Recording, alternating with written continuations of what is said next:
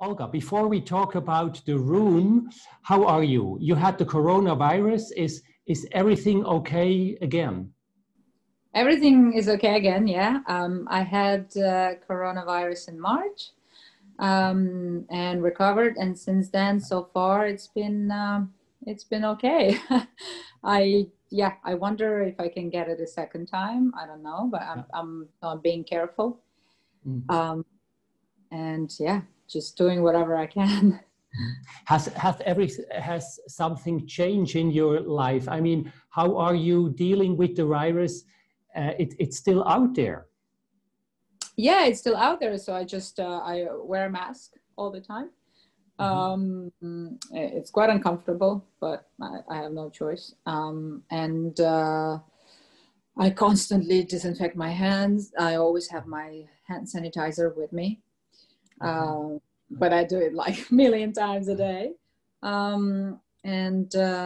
Yeah, just trying to keep, clean and washing hands, and that's the only thing I can do. Obviously, I really don't socialize much. I don't really see many people. So yeah, just everyone is keeping to themselves. And what was it hard? Was it heavy during the sickness? Oh, when I had it? Yeah, the temperature was very high, and that was difficult because of the temperature. Everyone knows when the temperature is like beyond 39, you're like dizzy and shivering, and you don't have any energy. You just constantly want to sleep. So I was just sleeping a lot, and obviously gave me a strong headache. So the headache was very difficult to bear. Those were my main symptoms: high fever and headache. So fortunately, I didn't have any respiratory problems. Okay. But yeah, I have a family member, an extended family member, who just died of coronavirus, and I just received the news.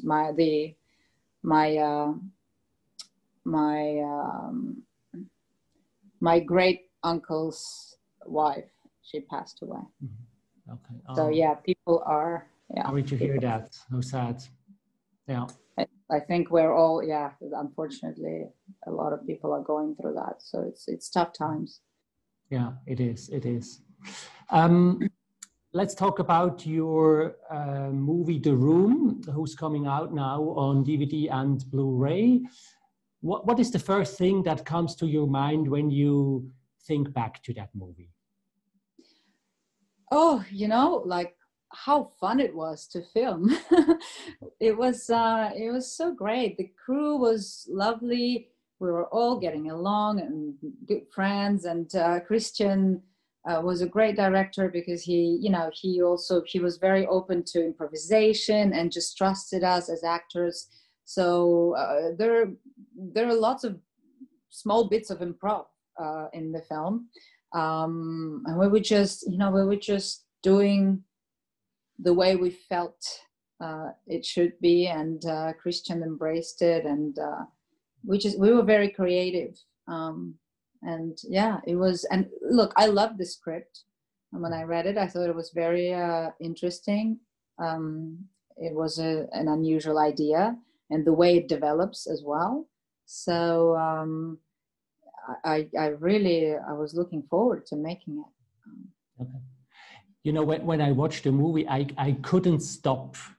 I saw it in one time because very interesting is you never know what happens next. So yeah, that's what I liked reading the script. Yeah. It was the same feeling when I was reading the script. I had to know what's going on and what's going to happen. I couldn't stop reading it. We don't want to give too much away from the movie, but your character becomes a mother in the movie. Can you say it's also about letting go a mother, a child? Is this kind of a message? The film discussed a couple of things. It discusses, of course, our relationship to possessions, and to to wealth, and how obviously a human being, you know, always wants more and can't stop, because the couple in the movie, when they realize they can have anything they want, they just go crazy. What's interesting is that in the end, we see the results, and they go so crazy because they can't stop. In the end, they appear tired, broken, hangover, etc. Because when you also, you know, they don't really have anything to do. You know, they start quitting jobs because they think they don't need to work, and I think they lose the excitement of actually of having those possessions. It's so funny because we all wants to have possessions, but if we get them too easily, there is almost no appreciation. There's no excitement, because if you can just go out and get every bag you want, every shoe you want, what is there to be excited about? It's too easy. I think when you wait to get something, you know, I don't know, people put money aside to get, you know, a pair of boots that they saw somewhere. And so the moment you get it, you're really grateful. You think, oh, finally, this is something I wanted to get, right? Or I don't know, you want a painting, you know? So when you get it, you appreciate it because you worked hard for it and you got it. But when it falls from the sky, you don't really care about it because you can always get more and another and another and another.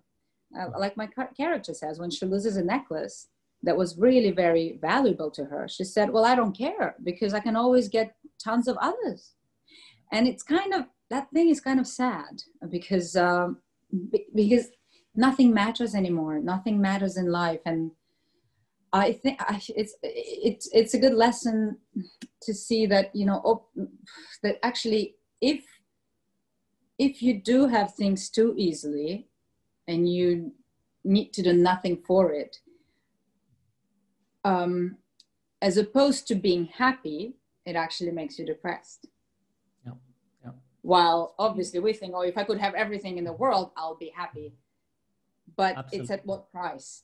If it falls on your head from the sky, it won't make you happy. You're prone to depression, right. Boredom, and being very unhappy. So that's what happens with the couple. So that's a very good theme that's explored in the movie. And then another theme is, of course, family and motherhood, and, you know, having children, what children do for a couple, between a man and a woman. Once they come in their life. And obviously in the film, you can see that the Oedipus complex is explored to the very big extent. The child wants to kill the father. I mean, the boy wants to kill the father and take the father's place. So that's also an interesting thing. And obviously once he appears in the family, you see the couple starting to fight, and, you know, the mother takes the side of the son, kind of stops paying attention to her husband. It's all these, there's a lot of very interesting things of what we basically live in everyday life, right? And what we think about and dream about and worry about. So it kind of comprises all of that. Was it emotional to shoot these scenes? Yeah, some scenes were very emotional. Yeah, and obviously because it deals with wanting a child, not being able to have a child, possible loss of the child, losing a child. So all of that is very, for a woman, as a woman, you know, or for a woman that can have children, that's always very emotional, as it is, we understand for my character in the film. And some scenes were lots of fun because, you know, when they first discover the room and they go crazy, it's a total mess. And I remember we had lots of fun filming that scene, you know, and there was a lot of breaking things and a lot of sexy things, and, you know, we had the whole freedom and we really had fun. Yeah. Okay. Looking back to your amazing career, one of your biggest roles was in Quantum of Solace.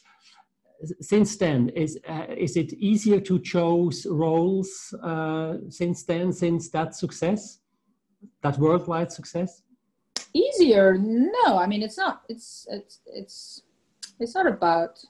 It's never easy because it's. I mean, you need to know what you want, and I think I kind of knew what I wanted, because I started receiving lots of offers, you know, for like parts similar to, well, for the parts that were just, you know, to be like a sex interest or a love interest, and they were just kind of like pretty girls, and they weren't, the story of the character wasn't very developed, and I would refuse those parts.